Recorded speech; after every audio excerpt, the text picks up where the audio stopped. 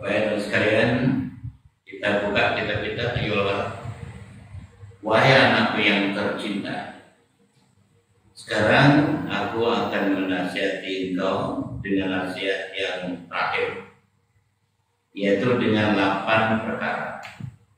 Maka terimalah nasihatku itu, supaya ilmu yang ada pada dirimu itu tidak menjadi hujah atau dijadikan dalil untuk kemudaratan engkau pada hari kiamat nanti. Jadi Imam Al-Ghazali mensarankan kita bahwa orang sekedar punya ilmu saja itu masih bahaya, ya. Belum tentu memberi manfaat, karena ilmunya itulah yang bisa menjerat dirinya sendiri. Itu di akhirat. Di dunia pun sudah nampak orang yang bertitle, ya kalau title akademik ya profesor, doktor, engineer, lawyer, title agama ya guru, kodi, mufti, kiai, debat, ini orang pintar-pintar. Apa sudah dengan ilmunya itu menyelamatkan dirinya? Tidak. Bahkan kadang kita jadi bingung nih. Di orang-orang pintar inilah yang membingungkan, yang banyak justru melanggar undang-undang Allah SWT dengan mengklaimkan dengan kepintarannya seolah-olah masyarakat ini bodoh semua, agaknya begitulah. Nah, ini hati-hati Tuhan sekalian, itu di akhirat lagi teruk nanti. Karena kalau di dunia hukumnya itu masih bisa diputar balik. Pokoknya ada lulus kalau sekarang itu dunia. Kemudian main-main di akhirat. Nah, ini oleh karena itu diingatkan di sini, jangan sampai ilmu yang ada pada kita ini menjadikan hujah untuk kemudaratan kita, untuk justru membelenggu kita nanti. Karena saya sering diingatkan, orang yang alim yang tidak mengamalkan ilmunya akan disiksa sebelum penyembah berhala. Itu yang harus dipahami. Baik, 8 perkara ini terbagi kepada 2. 4 perkara mesti engkau tinggalkan, dan 4 perkara lagi mesti engkau laksanakan.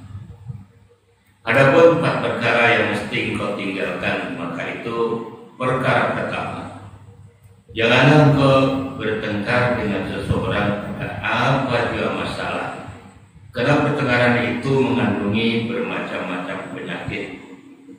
Dosanya jauh lebih besar daripada faedahnya, karena pertengkaran itu sebab segala perangai yang jahat, seperti akan timbul yang riya, hasad, takabur, dengki, permusuhan, dan merasa bangga dengan kemampuan diri sendiri, dan yang lain-lain lagi. Ya, jikalau pada suatu hari terseret kepada pertengkaran, atau antara engkau dengan orang yang lain atau dengan sekumpulan orang, dan adalah niat yang ada di hatimu untuk menzahirkan kebenaran supaya kebenaran itu tidak hilang, maka bolehlah engkau berbuat demikian. Tetapi kalau benar niat di hatimu itu untuk menzahirkan kebenaran, maka di sana ada 2 tanda. Pertama, bahwa engkau tidak membedakan sama ada kebenaran itu nantinya tersingkap selalu melalui lidahmu atau lidah orang lain daripadamu. Kedua, bahwa perbahasan itu lebih disukai seandainya dilaksanakan di tempat yang tertutup daripada di tempat yang dihadiri oleh orang lain. Jadi tuan-tuan sekalian, ya seberapa boleh, kalau boleh pertengkaran itu dihindarilah. Berapa boleh, tapi tadilah andai kan terpaksa kita harus bergaduh, bertengkar, berdebat dan sebagainya, dan niat kita adalah untuk kebaikan atau untuk menzahirkan kebenaran, Oke, silakan. Tapi ada dua syarat lagi. Syarat pertama, kita mesti jujur. Kebenaran itu sama nanti datangnya mungkin dari lisan kita, atau justru daripada musuh kita. Maka kita harus jujur, harus menerima. Jangan lantaran kalau itu musuh kita aja, tidak. Pokoknya yang benar saya, benar kami, tidak bisa macam gitu. Itu bukan perdebatan namanya. Mengajak paling benar, karena benar itu adalah bisa datang dari siapapun juga. Karena kebenaran itu datangnya dari Allah. Al-haq min rabbika fala takuna minal mumtarin, itu ayatnya. Jadi walaupun musuh kita, tapi kalau itu benar, kita harus respon, harus respect, harus mengapresiasi, harus mengaku. Jangan kita membawa tukang sorak karena kita agamanya populer dan followernya banyak, temannya banyak, pendukungnya banyak. Wah, di salah kita lihat, wah teriak-teriak. Lo temannya enggak, Pak Lima, wah enggak bisa. Macam tak itu. Nah ini kalau lah niatnya untuk mendirikan kebenaran harus jujur. Yang kedua ini tadi, kalau boleh ya jangan nanti di depan orang ramai. Karena masa orang ramai itu macam-macam kan. Kita tertutup, dihadiri orang yang pakar-pakar atau orang yang betul-betul ingin mencari penyelesaian, bukan untuk mencari kemenangan. Jadi mencari penyelesaian. So peribadatan itu untuk menyelesaikan masalah, bukan untuk menambah masalah. Wallah, baik. Dan dalam hal ini ada satu faedah yang perlu aku mengingatkannya akan kau, yaitu ketahuilah bahwasanya menimbulkan suatu kemusykilan pada suatu masalah itu sama halnya dengan menunjukkan penyakit hati kepada seorang dokter. Dan jawaban yang diberikan kepada kemusykilan tersebut sama pula bahwa dengan usaha yang dibuat untuk merawat penyakit hati ini. Jadi kalau tadi mengajarkan antara dokter dengan alim. Dan di sini kedua kebenaran berarti kan orang alim. Jadi ada satu syair yang mengatakan innal muallima wa tabiba kilahuma la yansuhani kilahuma la yukrama. Seorang dokter dan seorang alim itu adalah dua-duanya tidak akan memberikan satu nasihat atau memberikan satu obat kalau tidak dihormati.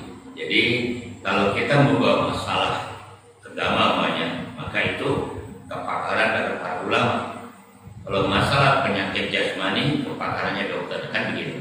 Kalau masalah rohani itu bidang ulama. Kalau masalah rohani jasmani di bidang dokter. Nah, dua-duanya itu penyakit, harus diselesaikan. Dan ketahuilah bahwasanya orang yang jahil itu ialah orang yang sakit hatinya, dan para ulama adalah sebagai dokternya yang pandai mengobatinya. Dan orang yang alim tetapi belum sempurna ilmunya, atau seorang dokter yang belum pakar, maka ia tidak layak melaksanakan perubatan, apalagi operation. Bahkan seorang yang alim yang telah sempurna ilmunya atau seorang dokter yang pakar belum tentu dia mau mengobati semua orang yang sakit. Mereka hanya mengobati orang yang diharapkan boleh sembuh atau dapat diobati.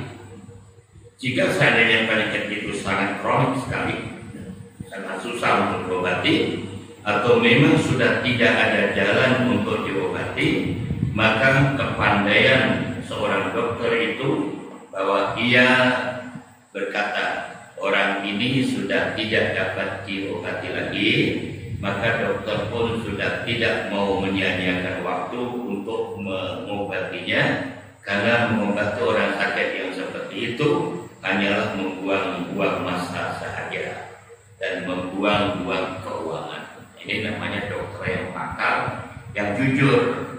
Jadi dokter pakar tidak jujur, ini digunakan kesempatan untuk mencari duit yang lebih banyak.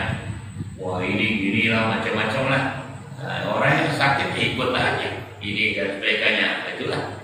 Begitu juga orang alim kalau tahu bahwa ini orang dah dungu, dah tak betul, ya jangan sampai dibuat yang macam-macam. Harus seperti ada satu, maka seorang alim, seorang guru harus paham psikologi, paham sosiologi dan sebagainya. Tidak tentang promo saja. Dokter juga begitu, walaupun sudah lulusan dari rumah sakit, dia belum tentu boleh. Dia mesti belajar 2 tahun dulu paling tidak. Lepas itu baru belajar dan boleh mengoperasi atau mengadakan operasi, apalagi major operation, ya, tidak sembarang dokter boleh. Begitu juga seorang alim, bukan cuma alim itu pakar. Ini orang alim, orang pintar berbeda dengan orang yang mengerti. Allah bertanya, hal yastawil ladina ya'lamuna wal ladina la ya'lamun. Adakah orang mengerti dengan tidak mengerti sama? Ya tidak akan sama. Dan sering saya sebutkan tuan-tuan, orang yang mengerti, saya pulang balik, orang mengerti masuk masjid saja tuan-tuan, paling tidak 8-9 amalan dia lakukan serentak. Oke, saya contohkan. Orang alim dulu kan, orang yang alim kan, orang yang mengerti, yang mengerti. Begitu masuk pagar saja dan niat etikaf. Nawaitul itikaf fil masjid. Sambil turun dari kereta atau dari motorsikalnya atau berjalan itu dan zikir. 2. Yang pertama dan niat poin 1. Kedua berjalan dan zikir. Masuk masjid terus tahiyat masjid 3. Coba. Dan sekalian tahiyat masjid. Oke. Kemudian duduk dan zikir lagi. Ada orang ke salawat ke istighfar apa? 4. Kemudian lepas itu dengar azan. Ya, menjawab azan. Nah, amalan lagi. Kemudian sholat sunnah qabliyah 5.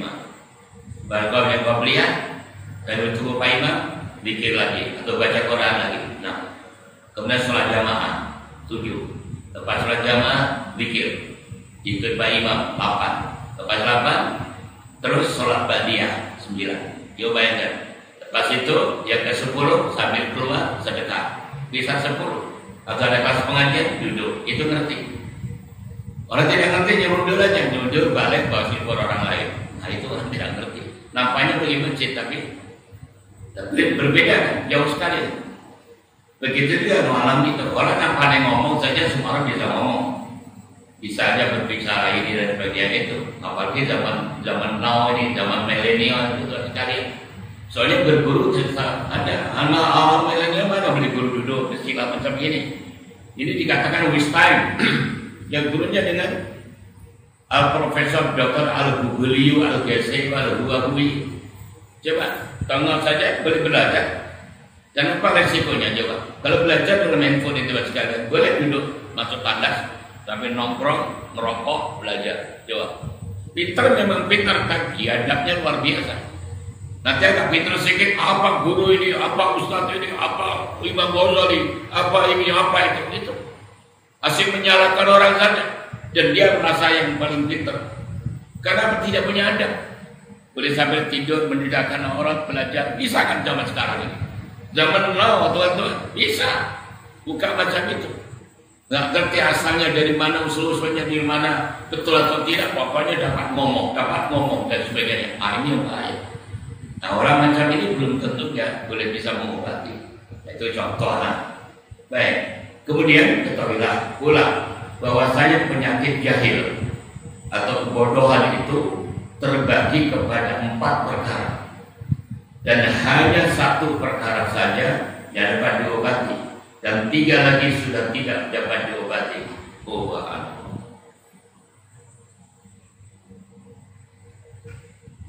Luar biasa Imam Al-Ghazali. Jadi bodoh itu terbagi menjadi 4.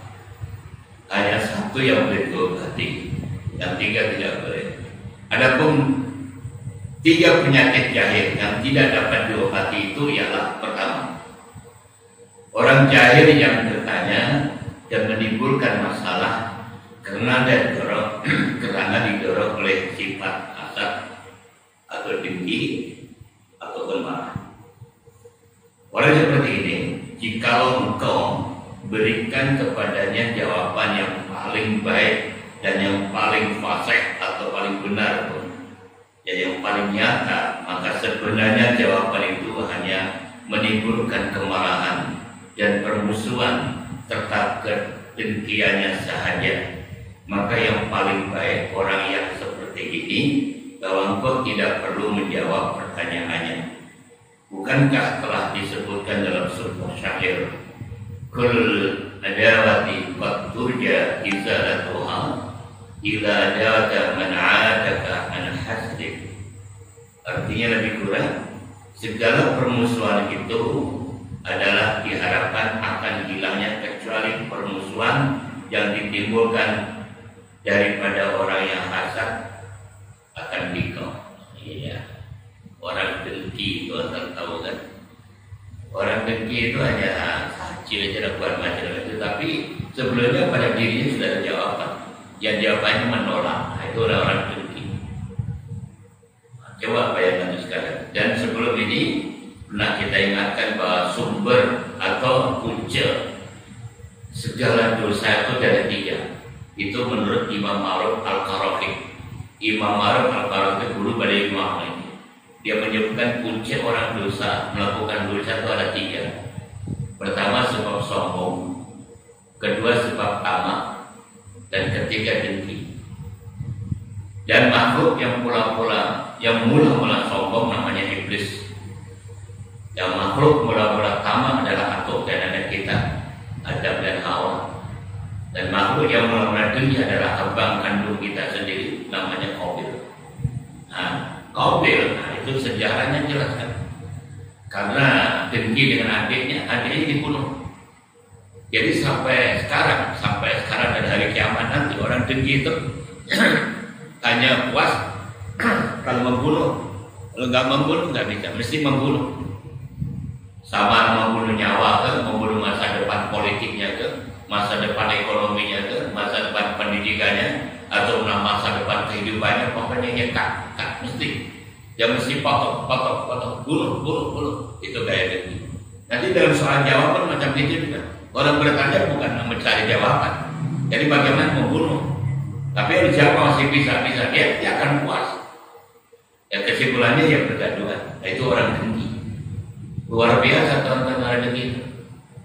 Duduk bersama kita tapi badannya saja rencana yang macam-macam dilakukan. Namanya dengki.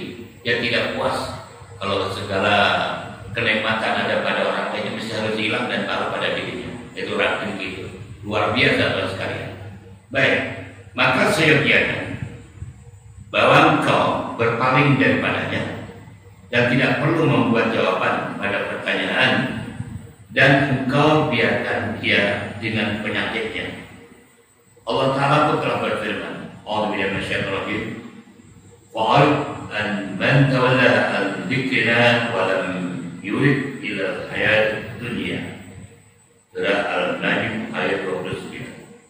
Artinya lebih kurang, maka berpalinglah engkau daripada mereka yang telah memalingkan mukanya daripada mengingati kami, dan dia sebenarnya tidak menghendaki kecuali hanya kesenangan hidup dalam dunia ini.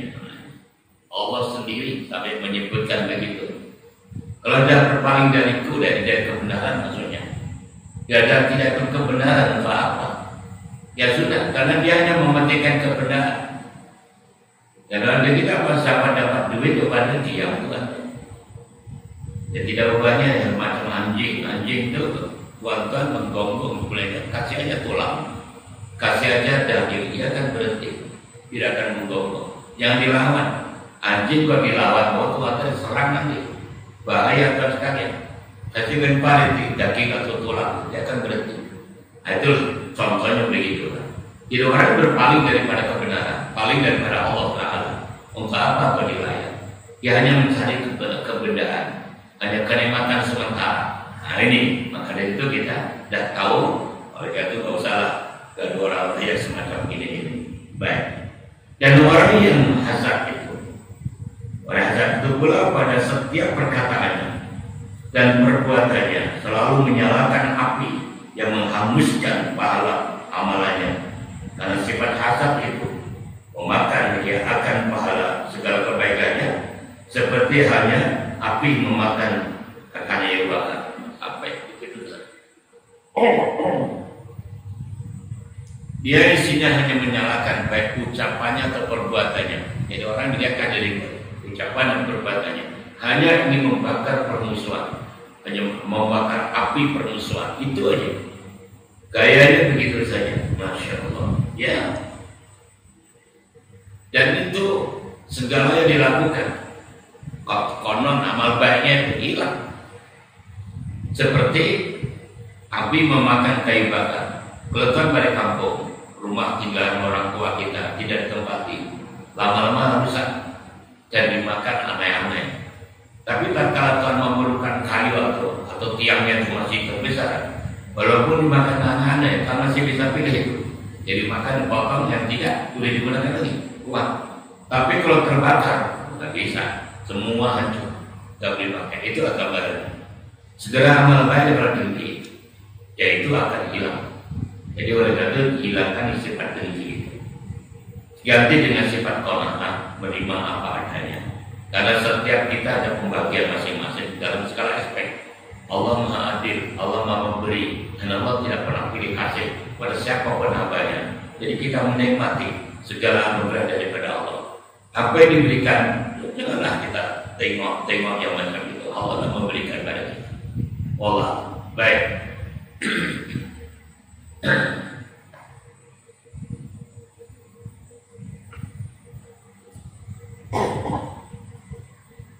Maaf. Kedua, apa maksudnya? Penyakit jahil yang tidak dilibat yang kedua, bahwa adalah kejahilan itu berasal daripada kedunguannya atau hamakoh, yang dalam bahasa Arab itu bahasa jahil. Itu artinya bodoh, tapi hamakoh itu goblok, bodohnya lebih terlalu sangat bodoh itu hamakoh, ahmak. Sifat dungu ini juga tidak dapat diobati. Seperti perkataan Nabi Isa alaihissalam, aku tidak lemah daripada menghidupkan orang yang telah mati, tetapi aku tidak akan berjaya mengobati orang yang dungu. Masya Allah. Contohnya, pertanyaan orang-orang yang dungu ini seperti ada seorang yang baru saja menuntut ilmu. Ia baru sedikit belajar ilmu akad dan ilmu syarak. Lalu ia bertanya dan mengkomplain, mengiktiraf yaitu komplain terhadap orang alim yang dalam ilmunya, yang telah lama menghabiskan umurnya dalam mencari ilmu akal dan ilmu syarak. Si dungu ini sebenarnya tidak mengetahui atau oleh masalah, dan dia menyangka bahwa masalah yang muskil itu tadi baginya sama, orang itu tidak paham juga begitu maksudnya. Juga muskil terhadap ini, juga muskil terhadap si alim yang dalam ilmunya tadi. Jadi apabila ya si dungu ini belum sampai ilmunya seperti kadar ilmu si alim itu, maka pertanyaannya itu adalah dikira daripada kedunguannya. Maka soalannya tidak perlu dijawab. Nah, ini sesuai dengan zaman now ini tadi.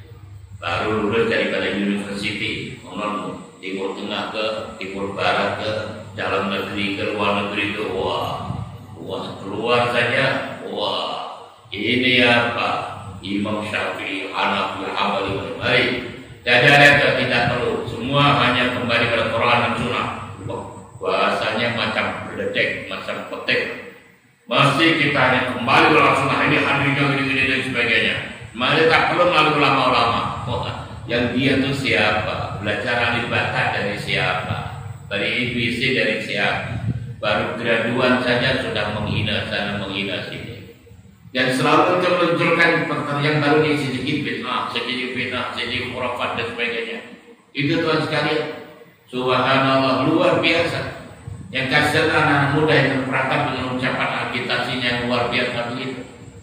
Padahal bid'ah itu Tuhan sekalian, kita kan tahu berkali-kali saya ingatkan bid'ah itu perkara baru. Itu artinya secara syarat sesuatu yang tidak diajarkan dan tidak dilakukan oleh Rasulullah SAW, itu namanya bid'ah. Yaitu berlaku pada masalah agama lah. Kalau masalah dunia, memang dunia itu bid'ah. Jadi sama Allah yang mencipta. langit dan bumi itu cipta semua ini bid'ah, tapi ini masalah dunia karena zaman